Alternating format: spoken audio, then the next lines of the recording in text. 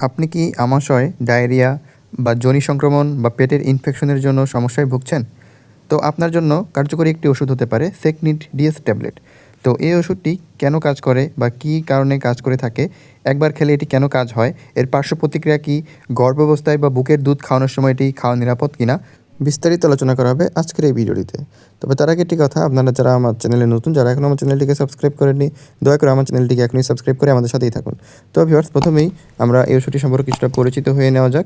এই ওষুধটির নাম হচ্ছে, এটির নাম সেকনিড ডিএস। এই ওষুধটির জেনেরিক নেম হচ্ছে সেকনিডাজোল। এটি একটি অ্যান্টিবায়োটিক ও প্রোটোজোয়াল ওষুধ। এটি মূলত এমন কিছু জীবাণুর বিরুদ্ধে কাজ করে যেগুলো পেট, অন্ত্র বা যৌনাঙ্গে সংক্রমণ সৃষ্টি করে। তো এই ওষুধটি যে সকল ক্ষেত্রে চিকিৎসকরা ব্যবহার করে থাকেন সেটি হচ্ছে, এটি খেলে আপনার যারা আমাশয়তে ভুগছেন, দীর্ঘমেয়াদী আমাশয়তে ভুগছেন, রক্ত বা পিচ্ছিল পায়খানা যদি হয় আমাশয়ের সাথে, সে সকল ক্ষেত্রে এই ওষুধটি চিকিৎসকরা দিয়ে থাকেন। এছাড়া যারা দীর্ঘদিনের ডায়রিয়া, পেট ফাঁপাতে ভুগছেন, তাদের জন্য কিন্তু এই ওষুধটি চিকিৎসকরা দিয়ে থাকেন। এছাড়া যারা যৌন সংক্রমণ, বিভিন্ন জটিল যৌন সংক্রমণে যারা ভুগছেন, বিভিন্ন অ্যান্টিবায়োটিক বা বিভিন্ন ওষুধ খেয়ে কাজ হচ্ছে না, তাদের জন্য অনেক সময় চিকিৎসকরা এই ওষুধটি দিয়ে থাকেন। এছাড়া যদি নারীদের যোনিতে দুর্গন্ধযুক্ত সাদা স্রাব বের হয়ে থাকে বা এই ধরনের সাদা স্রাবজনিত সমস্যা থাকে, তখন অনেক সময় চিকিৎসকরা এই ওষুধটি দিয়ে থাকেন। এছাড়া অনেক সময় পেট ও অন্ত্রের যদি কোনো ইনফেকশন হয়ে থাকে, তখনও কিন্তু এই ওষুধটি চিকিৎসকরা দিয়ে থাকেন।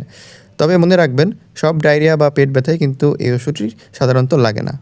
আর অবশ্যই এই ওষুধটি খাওয়ার আগে চিকিৎসকের পরামর্শ নিয়ে আপনাকে এটি সেবন করতে হবে। ভিউয়ার্স, এখন আমরা এটির সংক্ষিপ্তভাবে আলোচনা করব এটি কীভাবে কাজ করে।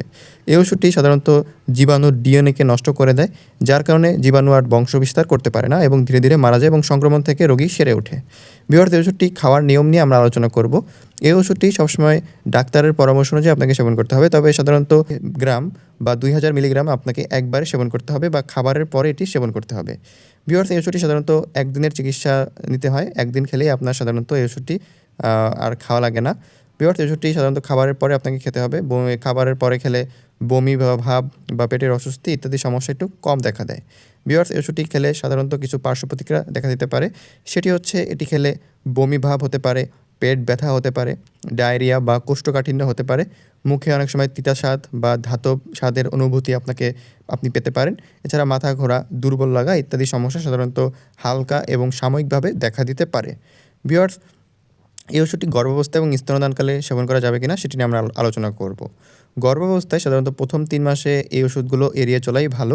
তবে পরে যদি আপনার এটি ব্যবহার প্রয়োজন হয়, সেক্ষেত্রে ডাক্তারের প্রয়োজন বা ডাক্তারের সাথে কথা বলে আপনাকে এটি সেবন করতে পারেন।